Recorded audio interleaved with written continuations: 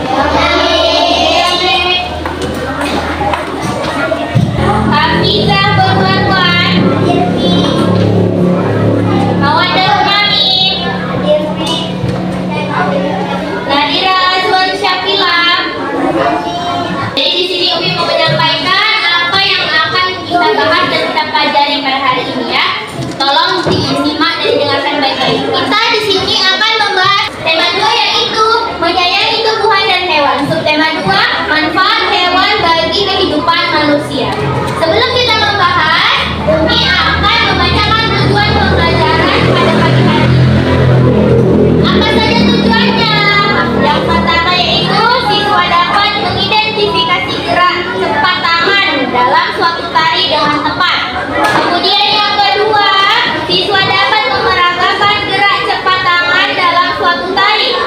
Yang ketiga, siswa dapat menceritakan kembali isi dongeng dengan bahasa sendiri secara lisan. Yang keempat, siswa dapat menemukan pesan yang terdapat dalam dongeng yang didengar. Yang kelima ada siswa dapat menemukan sifat pertukaran dan perkalian. Yang keenam, siswa dapat menggunakan sifat pertukaran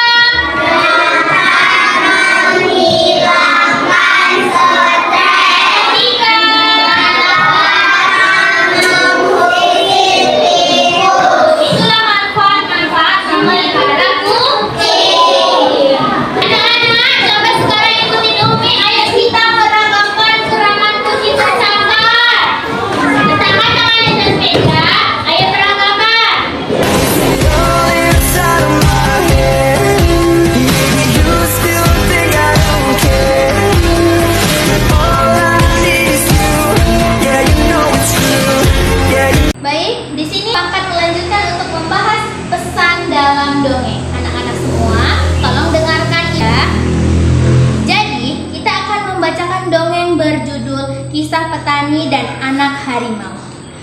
Di sebuah desa di Pulau Jawa, tinggallah seorang kakek. Ia terkenal baik hati dan ramah. Namanya Ki Maulaya. Para warga desa sangat segan dan mengagumi beliau. Sifatnya yang arif dan bijaksana sering dijadikan tempat bertanya ketika ada perselisihan. Pada suatu hari, Ki Maulaya pulang dari sawah. Di tengah-tengah perjalanan menuju rumahnya, Ki Maulaya terhenti oleh suara yang didengarnya. Ia pun mencari dari mana suara itu berasal. Dia menemukan sebuah lubang jebakan. Dilihatnya ada 3 ekor anak harimau yang terjebak dan tak bisa keluar. Melihat bahwa binatang yang dia temukan bisa membahayakannya, dia pun tertegun sejenak. Setelah beberapa saat terpaku, Ki Maulaya dapat menekan rasa takutnya. Aku percaya bahwa kebaikan pasti dibalas dengan kebaikan pula. Kemudian dikeluarkannya lah satu persatu anak harimau itu. Setelah semua terangkat, dia pun naik keluar dari lubang itu. Baru saja dia sampai di atas, tiba-tiba dari semak belukar keluar seekor harimau yang sangat besar. Harimau itu adalah induk dari 3 anak harimau yang dia tolong. Ki Maulaya pun gemetar dan berkeringat dingin. Namun dia mencoba mengendalikan rasa takutnya. Ia hanya pasrah pada kehendak Sang Pencipta. Harimau itu mendekatinya sambil mengendus-ngendus Ki Maulaya. Lalu dia pergi membawa anak-anaknya. Konon setelah kejadian itu, Ki Maulaya dan harimau menjadi sahabat. Harimau itu sering menunggu Ki Maulaya ketika di sawah dan menjaganya dari bahaya hewan-hewan buas. Dan apa yang diyakini Ki Maulaya itu terbukti. Kebaikan pasti dibalas dengan kebaikan pula. Anak-anak, pesan dongeng kisah petani dan anak harimau ini apa ya? Ya, Ki Maulaya tadi sudah menyampaikan bahwa kebaikan pasti dibalas dengan kebaikan pula. Maka dari itu anak-anak, haruslah kita sebagai manusia untuk selalu berbuat baik. Karena setiap perbuatan yang kita lakukan dengan baik pasti akan dibalaskan dengan baik. Kemudian kita akan membahas tentang sifat pertukaran pada perkalian. Contohnya, dengarkan ibu dengan saksama. Sore hari, Benny memasukkan ayam-ayamnya ke kandang. Ia menemukan beberapa telur di dalam kandang. Ia sedang berpikir, bagaimana ya jika telur itu ia simpan dalam beberapa tempat. Yuk kita bantu Benny untuk menyelesaikan masalahnya. Ayam-ayam Benny ada yang bertelur. Hari ini Benny mengumpulkan telur-telur ayam di kandang. Ia mengumpulkan 20 telur dan gambarlah telur kotak yang tersedia. Jika telur ia simpan pada 5 kotak, berapa isi telur pada masing-masing kotak? Baik, saya akan menggambarnya sebentar ya. 1, 2, 3, 4, 5. Di dalam setiap kotak ini ada berapa telur kita isi masing-masingnya. Anak-anak, dalam untuk membagikan telur ini kita harus mengingat tadi Benny menyimpan berapa telur. Ya, ada 20 telur yang harus disimpan. Jadi bagaimana caranya? Ya, yang pertama kita akan mengisi 1, 2, 3, 4. Ayo, ada berapa telur dalam satu kotak? 1, 2, 3, 4. Nah, kita isi lagi dengan sama. 1, 2, 3, 4. 1, 2, 3, 4. 1, 2, 3, 4. 1, 2, 3. Jadi kita hitung semuanya. Di sini ada 5 kotak. 1, 2, 3, 4, 5. Semuanya kita isi dengan telur yang sama. Tidak ada yang lebih banyak, tidak ada yang lebih sedikit. Jadi harus sama rata. jadi semua kotak terisi dengan masing-masing telur. Berapa masing-masingnya? Ada 4, 1, 2, 3, 4. Jadi 5 kotak dikali 4 telur sama dengan jumlah seluruh telurnya ada 20.